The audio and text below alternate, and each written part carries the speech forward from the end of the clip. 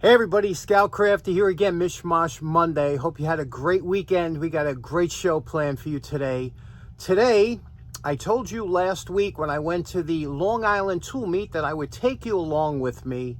So that's exactly what we're going to do today. I hope you have some time to sit back, relax, and enjoy this show. Enjoy it as much as I did that day.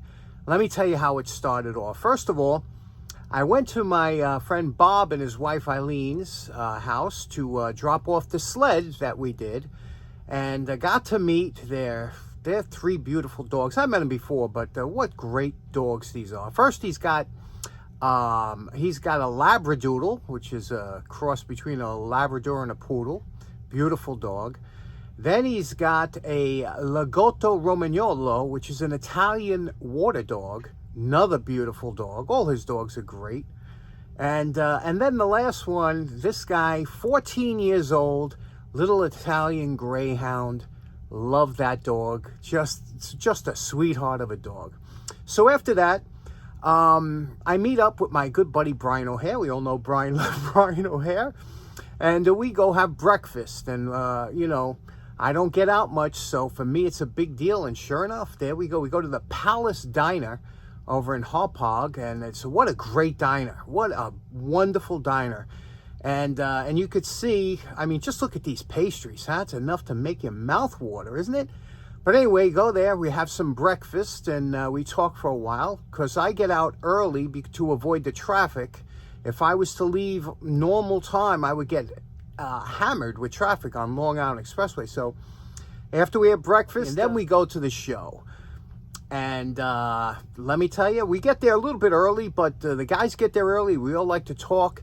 And let me show you what we saw at the tool meet this time. Now, our good friend Lenny brought over a beautiful spring making machine. This machine makes all different types of springs and even had an assortment of different spring wire. Really interesting. He also had a vise that I've never seen before. It's a fast-acting vise. Very unusual. So it was nice to see that.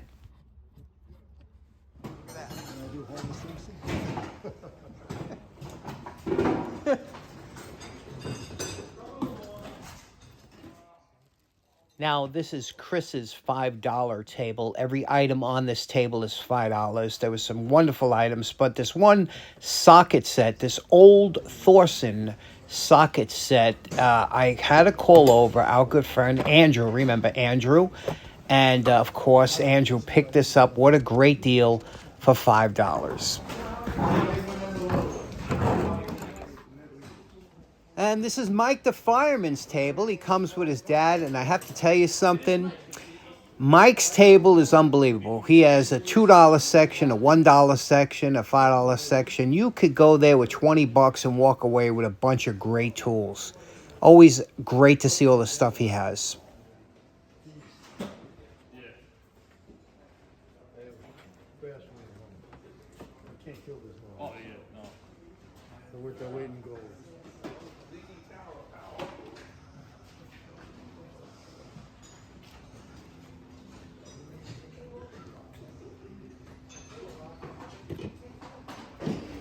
Roger's always got something. You just got to look. Quick release clamps, vices. I know. This one here, and this one here. This one here. These things are getting real popular, the clamp-ons, you know, and you got a couple of them. Yeah, it's a pony, that.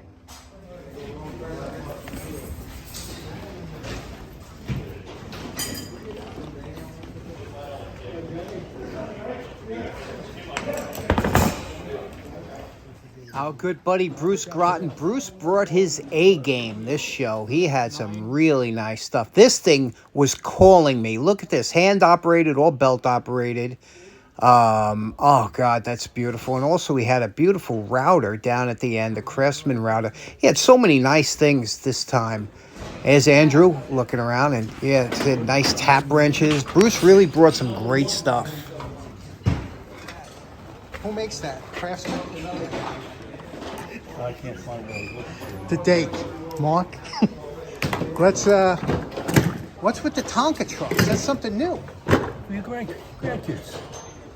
This thing was a pile of rust, and I brought it back to semi-life. Beautiful. Lost all its value.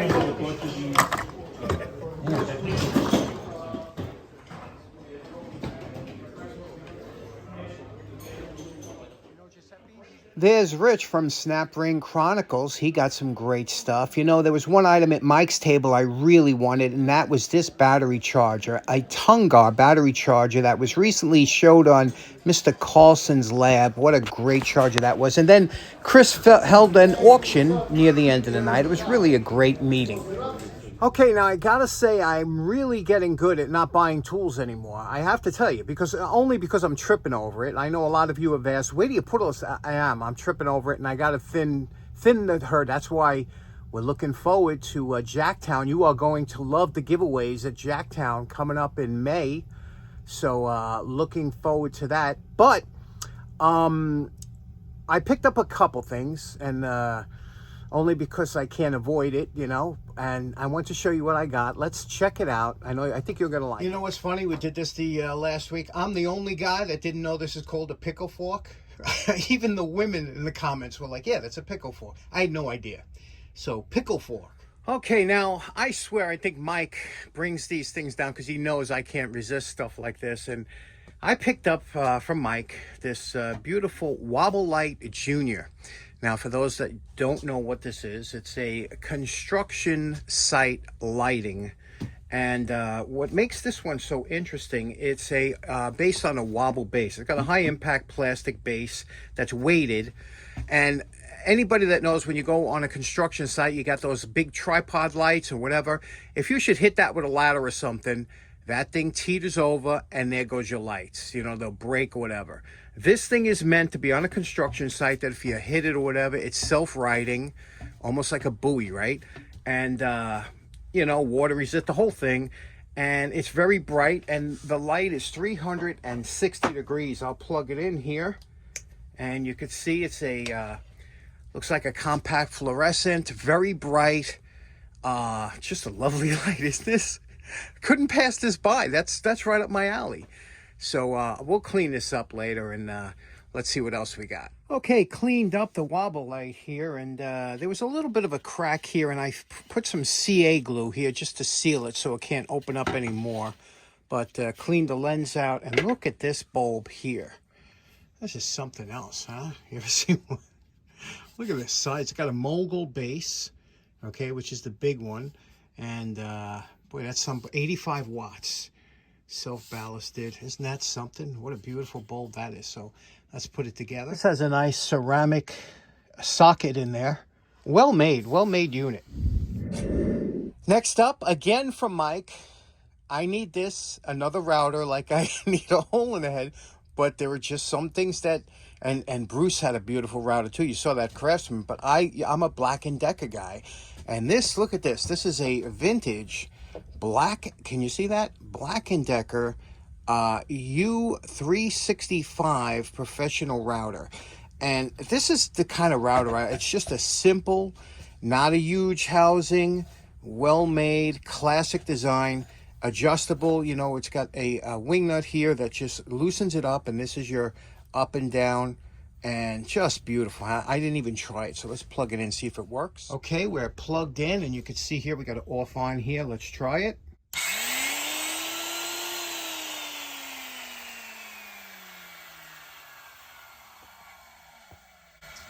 Sounds great. You know what's so funny? Routers are always a little bit intimidating because the high RPMs, you know, but it's a great tool, and we're going to do a little bit more router work as a lot of you enjoyed the last project we did. So that was a nice purchase, huh? Next up, this is from Mike the Fireman, and Mike, as a goof, he says here, this is for the Dake. I guess he said we haven't seen Dake action in a while, and it's true. I did use it the last week, but I didn't show it. So, but look at this. This is a true example of somebody using this as a pry bar. And you know what? You could make it into a scrape, whatever. These handles, when they get to this point, you don't even bother anymore. You know, this thing's yellowed through and through. It's just, but what do you say we straighten this out real quick? get a little dake satisfaction. Everybody's favorite, the dake. Let's see what we're doing here. The first thing we did was we changed the nose cone from the standard flat nose cone to the step nose cone. And now what we're going to do is we're going to use a V-block and just position it underneath the step and straighten it out. It's a little bit harder to straighten out square shanks than it is round. Now, I've straightened out many a dozen tools on this dake and never had a problem, but I have to tell you, this square shank screwdriver was an exception to the rule. This thing, every time I put some pressure on it, it would just bounce back. It was almost like spring steel, but even when I went past the point where, you know, bent it the other way, it just would come back with that same bend. I'm curious to see what put that bend in there to make it just do that. So I kept working it more and more and pushing more and more, trying to get past that point where it straightens out. And I was really close, very close. And then all of a sudden... Now this is interesting. We were right there. We were just about to have it straight. And look at this. First time ever. Something broke on the dake. But I guess that's the way these are tempered. These are tempered hard. That's a hard piece. You could see it too. You could see the grain, how hard it is. So what do, right? When life gives you lemons, what do? You make a lemonade. So we're going to make a small pry bar out of a little pry handle. I'll show you what we'll do with that. Now we did this with the cutoff wheel on the angle grinder. Okay, always an opportunity. With this, we'll make a short screwdriver. I'll show you that in a future segment. But with this here, what we did, and I wanted to show you to make one of these. Everybody should have one of these in your shop out of a broken screwdriver, but it's hard to find a square shank screwdriver that's broken. If it breaks off short, just like this one is, this is perfect for what this tool I just made. Now, on one side of it, you see how it has a kind of a concave profile there? That is perfect for opening cans and things like that. When you get this lip, and you notice it's not too thin there. You don't want to make that too thin, but when you go into here like this and you press in, this lifts up and you could turn it, you know, to open up your cans. It works perfect for that. So this is a tool that you could make that really comes in handy for a lot of things, for prying. You really don't want to pry in your screwdrivers. It's not good. So make a specific pry tool with that geometry, flat on the bottom. Remember, you don't want the diamond on the bottom. You want the flat and that concave. Isn't that nice? So there we go. That's out of that. Next up, my good buddy Brian O'Hare brought in these. He said, here's something you can have fun with. And you know what's funny? I have an oil can collection, but not the small ones like this. And the small ones are really nice. And they've gotten more expensive over the years. The funny thing is, we all started collecting a few of these, right? The thing is, I always laugh, and I even told Brian, these are dust collectors in the shop. If you're going to put these in the shop, you have to put them behind glass or something, because the oil gets on the can and then everything is attracted to it and it becomes a real mess, which you can see, which these are. And they usually clean up very nice. But some of these, like this one here, look at this here, right? Now you look at how this is made, and then you look at the date here. Now, I don't know if you're going to be able to see this, but the date says, it says patented February 1867. I don't know if you could see that there. I'll try and zoom in later, but 1867. So some of these are, you know, really pieces of Americana and whatnot, and some of them were copper plated, and but like I said, they do clean up. In fact, and these here, these small ones, a lot of these came with like tap and die sets or things like that, small little, you know, vessels that would hold specific oils. Very interesting, huh? Let's show you how they clean up and the best way to clean up something like this. Now, a lot of times you'll find these like this copper colored ones, and a lot of these were copper plated. And obviously the quickest way to tell if it's copper is the magnet test. Now you can see this is a copper plated, which was very common back then, because copper doesn't have the spring steel that you need. If it was copper, you push it down, it would stay down because it's kind of malleable. So they're copper plated. Now, if you take this to the wire brush, it's going to take the plating right off. You're going to wind up with a silver one. So in order to try and keep the copper plating, The first thing you want to have to do is go over this with a mild soap and water detergent to get the dirt off. Now that we cleaned all the oil and everything off here, this is what we're left with. And you could see here that some of the finish, the plating is going through. Now you can easily re-copper plate this with copper sulfate, but if you wanted to polish this out, to keep it out, you could take a little polish, but you have to be very careful because you can see there's some wear spots already over here. And a good place to test it out is the bottom, to see how the polish is going to react. So let's do that. There's different types of polish. I'll use a metal, which I use a lot, but you can use plastics, you can use flits. Mother's is a little bit more abrasive, so you wouldn't want to do that on plating. You want a fine polish for this. Huh? What I tell you, this is the tool to have for this.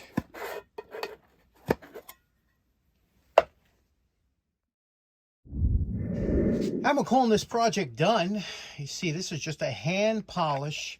Now, I believe, and some of the guys out there that collect oil cans could probably chime in, let me know. Maybe you could tell me if these are clear coated. I think what they did was, I think after they manufactured them, they dipped them in like a clear lacquer, because once that clear came off and that copper plating, now that's where you got to be careful. That's why you got to be careful when you do mechanical buffing, because that plating right there is not thick and you could go through that easily, but we were able to keep it all. Looks real good, right? Beautiful. But it takes time, and that's why I use a polish instead of, I could have went right to the fiber wheel, would have knocked it right off, but it probably would have went right down the middle. You got to walk the line with these things. What do you think? Brian also gave me this beautiful Yale NOS. It says a deadlock, rim deadlock, but these were deadbolts on it for your door. Remember, these were very common back in the 40s and 50s. You put this on your door. This would go on the jamb, and you could lock it at night, throw that bolt that would go into here. Or you could put a key on the other side of it, which would activate this little slot here, and you could open it up. And look how nice they made it. Look at these keys. Just beautiful, huh? I love these Yale deadlocks. Last up, I ran into my good buddy Anthony. He was there with his son, Anthony Jr., and Anthony says, I got something for you. He says, this came out of like a 40-year-old machinery place or something that he passed by, and it was laying there next to a machine. Look at this. You see this? It's a cotter pin. Big cotter pin. Let me clean it up. This is something you'll never see in another channel. A guy cleaning up a cotter pin. Let me clean up real quick. We're calling this done. Now you can see how many, like I told you, nobody else is going to be cleaning up a cotter pin, but this is a special cotter pin. It's the biggest one I own. I believe it's the biggest one I own. It is 7 3/4 inches long, or let's see, it's or 19.68 centimeters. So do you know anybody out there has a longer cotter pin? Let me know, and then you send me a picture and I will post it. If you have a longer cotter pin, we're not talking about wider in girth, longer. This is 7 3/4 inches long. So, Anthony, thanks very much for that. It's my longest cotter pin. Okay, we got a few other things to finish up on Wednesday that we'll show you from the show. Couldn't make it in. We're running short on time here, but want to say thanks so much for tuning in. Hope you enjoyed it as much as I did. We'll see you again on Wednesday. Take care now. Bye-bye.